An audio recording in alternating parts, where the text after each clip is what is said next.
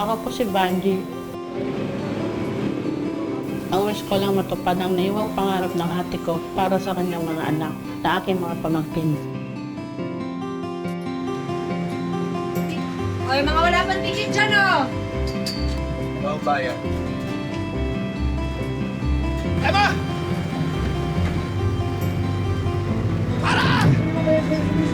Mama, ano ba?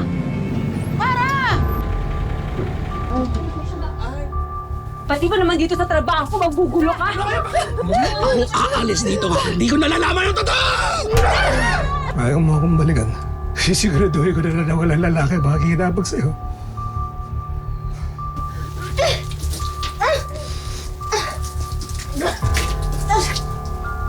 Gasolina ito, ah! Mga kapuso, nag-viral noon ang balita tungkol sa isang konduktora na binuhusan ng gas at sinilaban ng buhay ng isang pasahero. Pero ang lalaki palang ito ay dating karelasyon daw ng konduktora at ang punot dulo raw ng kanyang ginawa ay sobrang pagmamahal at selos. Ano nga ba ang tunay na nangyari sa konduktora at sa pasahero? At bakit umabot sa pagsunog ang dati nilang relasyon? Salamat po.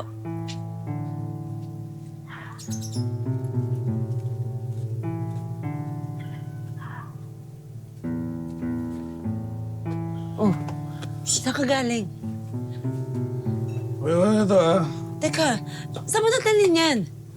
wala na mainom dun Dennis! Dennis naman, wala na tayong paninda! Wala na tayong pambayad ng utang! Kung sana tinutulungan mo na lang ako kaysa inom ka sa aming mga kaibigan mo! Kasalanan ko ba to, ha? Kasalanan ko ba to? Ikaw yung nagpupumilit na magtinda na lang tayo dito, di ba? Pareho natin naging desisyon to. Bakit ngayon ako na lang sinisisi mo? Isa pa, ikaw naman itong natanggal sa pagmamaneho ng bus, di ba?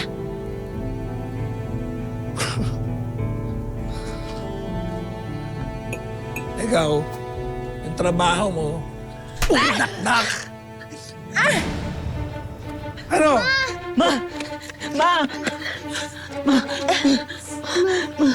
Sapat eh. Huwag mo naman saktan si Mama pa! Huwag na magmamapipigilin sa gusto ko. Ako yung lalaki. Ako yung masusunod. Naiintindihan mo? Pagod na ako sa'yo. 5 taon na ako nagtitiis sa pananakit mo sa akin. Mamaya, lalayas ka? Ayoko na, Dennis! Maghiwalay na tayo! Eh kung gusto mo, sa tingin mo, pipigilan kita, ha? Sumula ba layas? Layas! Si Dennis po, medyo matagal sila nagsama kasi yun po ang ama ng mga bata eh. Parang itong pangalawa po, parang minahal din ni ate kasi mula nung ito kasama niya noon, nakita ko kay ate na parang seryoso naman na siya kay Boyong. Sige na, alis na ako. Baka umagahin pa ako. Sandali, Boyong! Pinaganda kita ng baon mo sa trabaho. Ito pala, baon ng mga bata. Boyong, maraming salamat, ah. Niyahan na ako sa'yo, eh. Sobra-sobra yung tulong na binibigay mo sa amin ng mga anak ko. Ikaw yung tumulong na makabangon kami matapos kong lumayas kay Dennis. Eh, mano ka ba? Gaya ng sabi ko, mahalaga ka sa akin.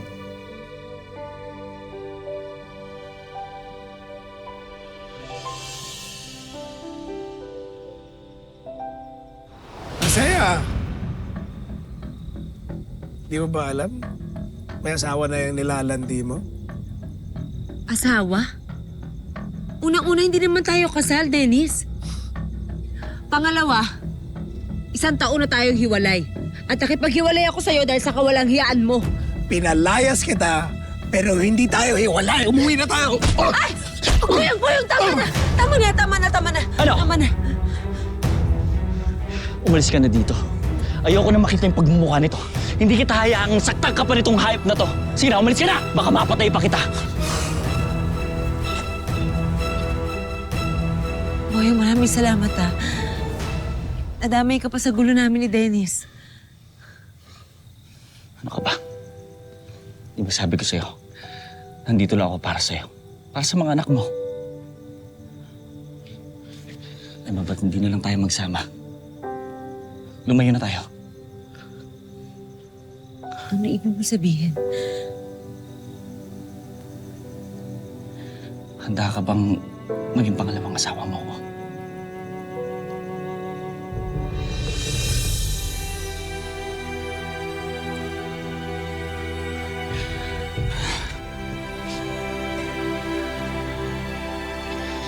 Pinapangako ko, mamahalin kita at ituturing kong sariling mga anak yung mga anak mo. Magiging maganda yung buhay natin dalawa. Pangako.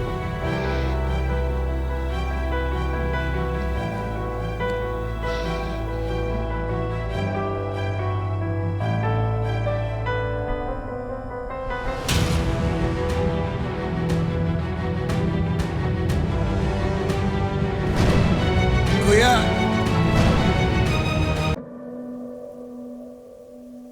Kahit laging nanakit si Papa, mas padamin siya, Tatay Boyong. Anak, kahit ano pa ang ginawa sa atin ng tatay mo,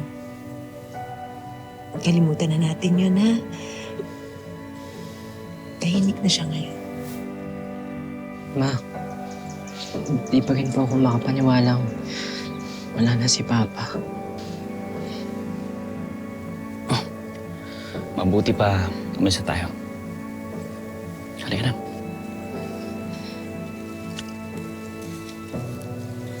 Sino gusto kumain? Ikaw, sa paborito mo? Gusto mo doon?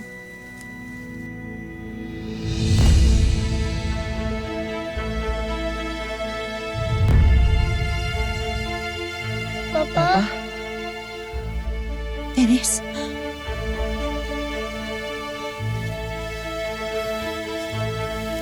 Ako si Mando. Kambali, Kuya Dennis.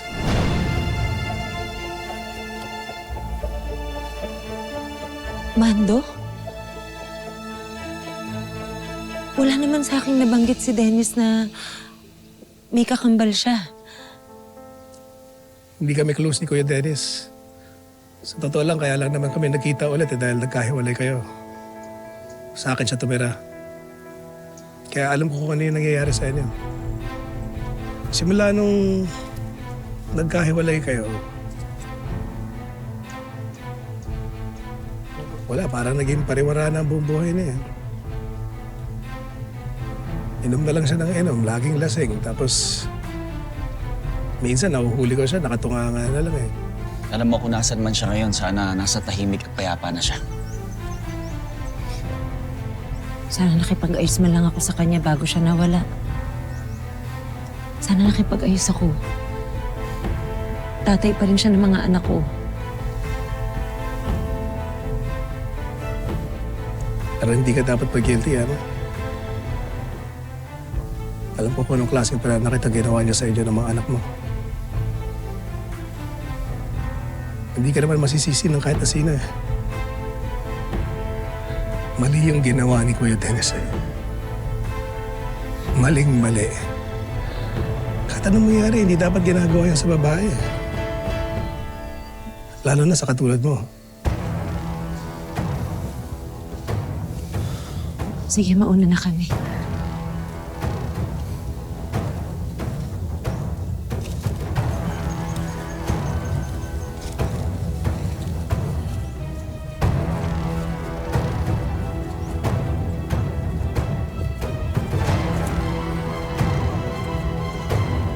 Akala ko sa litrato ka lang maganda.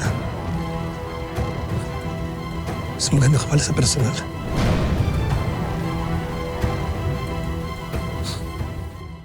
Kumusta yung kinikilos ng kambal, no? Ng mga oras na yun? Hindi namin alam na may balak doon pa pumasok sa buhay nila.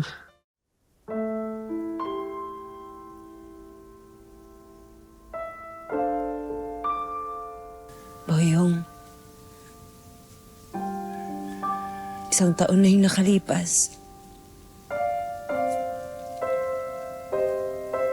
Napakasaya nating pamilya nun.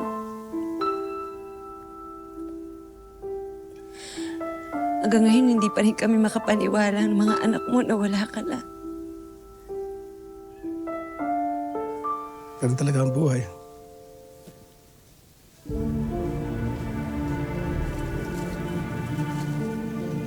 Siguro hindi talaga siya yung lalaki para sa'yo. Mando, ano ginagawa mo dito? Matagal ko na kayong gustong puntahan. Lalo na nung nalaman ko na namatay nga si Boyong sa bangungot.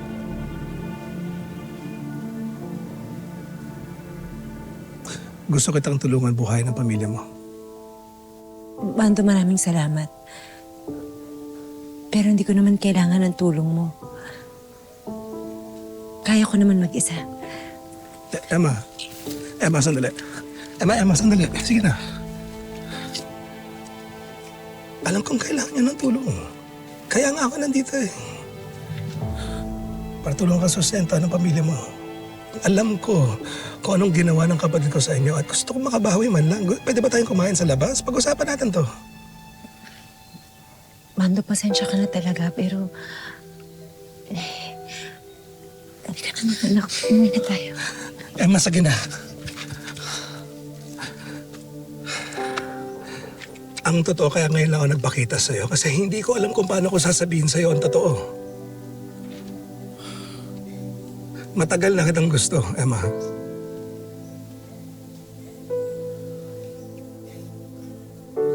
Hindi ko maintindihan. Simula pa lang nung nagkita tayo sa libing ni Kuya.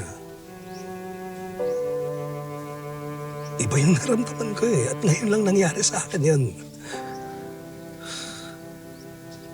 Ngayon na wala si Kuya, si Boyong.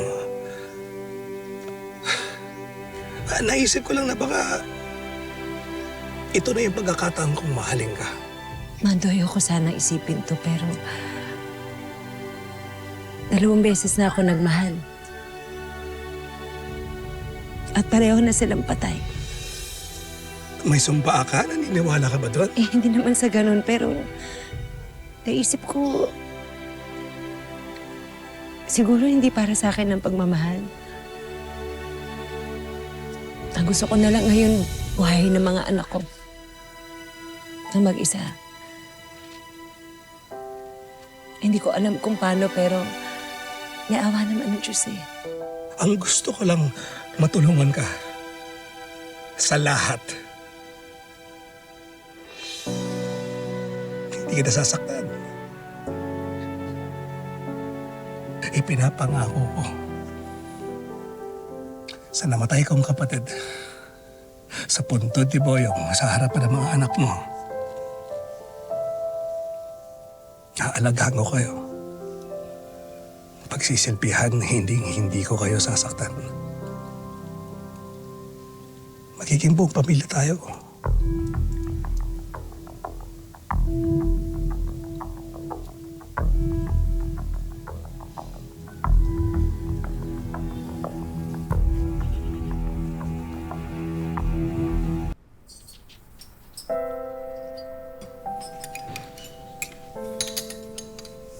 Ay, magising ka na. Tara. Halika. Kumain ka na? Hindi pa. May pagkain to rin. Gusto mo? Lalabas ko. Mamaya lang, okay lang ako. Gusto mo kape? Eh, mga bata. Tulog pa. Meron? Kain dalawa lang. Ano yun? May gusto sana akong sabihin sa'yo.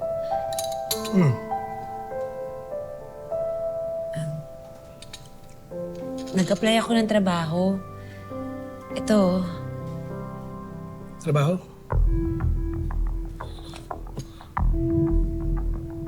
Ano to?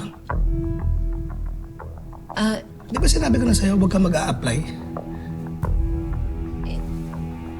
naisip ko lang kasi nahihiya ako sa'yo eh. Kasi ikaw lang yung nagtatrabaho. Sige nga, paano ka tatanggapin dyan? Wala ka naman natapos. O paano na? Gusto ko lang naman subukan. Para makatulong din ako sa iyo. Alam ko naman nahihirapan ka rin eh. Para makatulong ako sa mga gastusin natin dito sa bahay. Gusto mo makatulong? O gusto mo makipaglandian sa mga ibang lalaki? Sinasabi mo?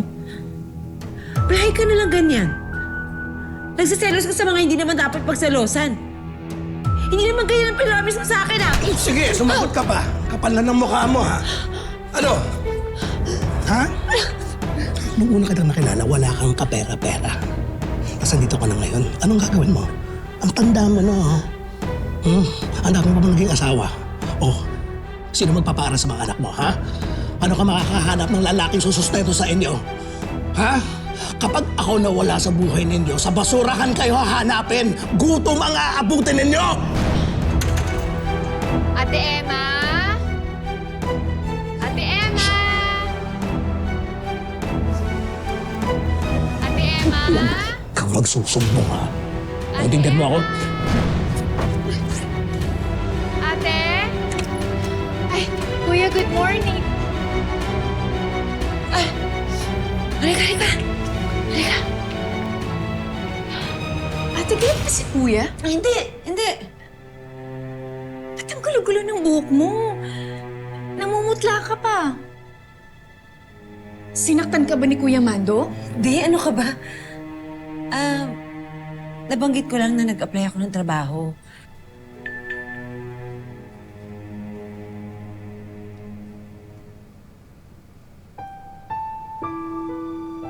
Bakit? Tama nga si Mando. Hindi ako natanggap sa trabaho. Alam mo, siguro nga, no? Walang mangyayari sa amin ng mga anak ko kung wala si Mando. Wala rin naman kami pupuntahan eh. Ano ka ba naman, ate? Huwag ka mag-isip ng ganyan. May awa ang Diyos. Andito lang naman kami ni nanay at tatay para tulungan ka. At laging bukas ang pinto ng bahay para sa iyo at para sa mga anak mo.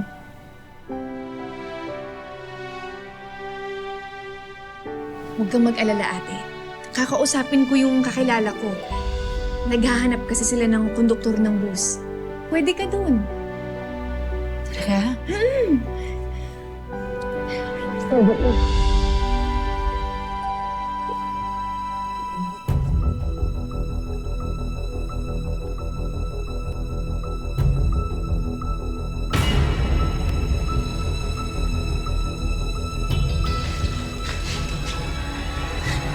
Sabi na nga ba eh. Saan kayo pupunta? Sabi na nga ba lalayasan mo ako? Yung kapal-kapal na mga mukha ninyo! Pasok!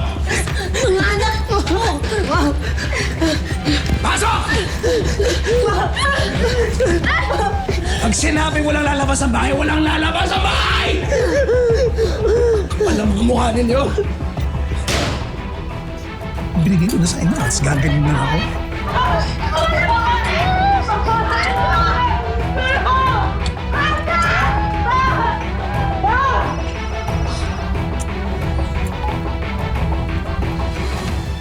Hello? Sir! Boss! Pasensya na po, may nasikaso lang ako dito sa bahay. Papunta na po. Ito na po. Sige po, sir.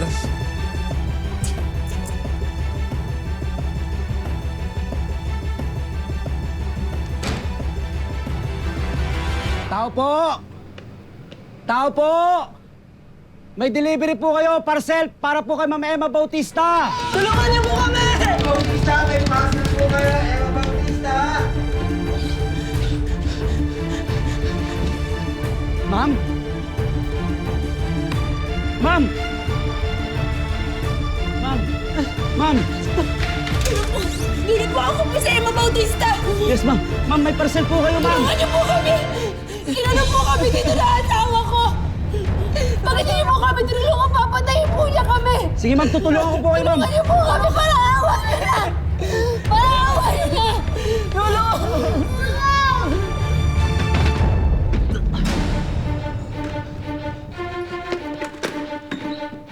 Ma'am! Ma'am! Ma'am, sipayan po yung pintuan! Walis yung kayo yan!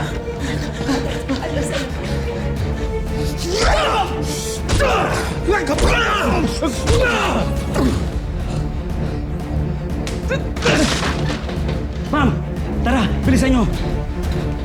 Baka magising po yung asawa nyo, ma'am. Umalis na po kayo, ma'am. Sige, bilisan nyo na po, ma'am.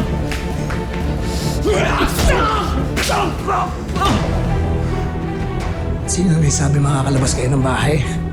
Ha? Kapal ang mga mukha ninyo? Hindi kayo marunong makinig? Kapal ang mga mukha ninyo? Hindi kayo marunong makinig?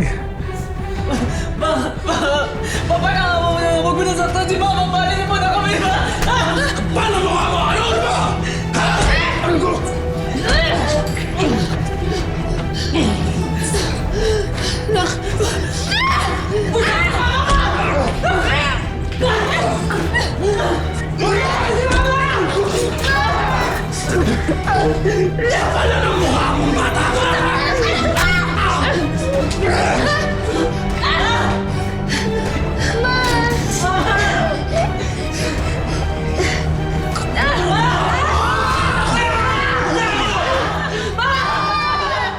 Mabuting ina at mapagmahal na asawa si Emma. Pero sadyang minalas siya sa pagmamahal at natapat sa isang lalaking obsessed, seloso at sa kaunting pagkakamali ay handang gawing impyerno ang buhay niya. Abangan sa susunod na Sabado ang pagtatapos ng kwentong ito at kung paano inilaban ni Emma hanggang sa huli ang kanyang mga anak. Sa buhay, nung namatay, lalong hirap na hirap. Lalo pong marinig ko po yung boses niya sa mga bagong habang nasusunog po yung bus. Hindi mo talaga makakalimutan ng pag narinig yung boses ng mga yatit. Ang sigaw po niya, mga anak ko.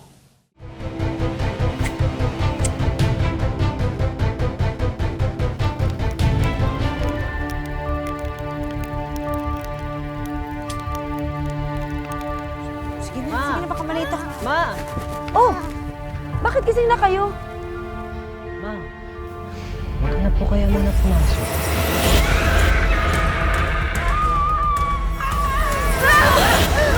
Mama! May pinapangungot po kayo. Mga kapuso, kung meron po kayong wish na lagi niyong minamanifest, i-comment nyo na yan sa aming official Facebook page. At malay nyo, tulad ni Emma, ang wish na yan ang next naming tutuparin. At lagi po nating tatandaan, hanggang hindi tayo napapagod, tumiling at maniwala, hindi tayo mapapagod, lumaban sa buhay. Ako po si Vicky Morales at ito po ang Wish Ko Lang. Wish ko lang.